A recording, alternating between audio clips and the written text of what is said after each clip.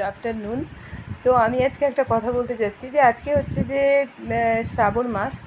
আজকে নয়, শ্রাবণ মাস কিছুদিন আগের থেকেই চলছে, আর প্রথম সোমবারটাও চলে গেল।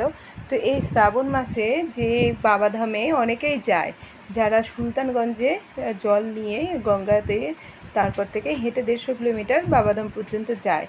তো এমন করে সুকামনার্থী আমাদের জন্য আছে যে আমার ছেলের জন্য, মানে আমাদের পরিবারের জন্য প্রতি বছর যায় যেন আমরা ভালো থাকি তাই। তো এইরকম কেউ আছে আর কি।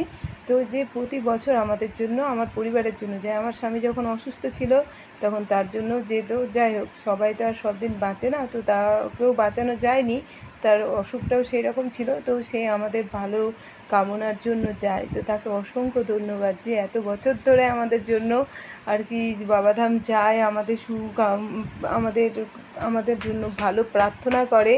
আর তার এটাই হচ্ছে যে সে তার নিজের জন্য নয়, সে আমাদের পরিবারের জন্য যায়।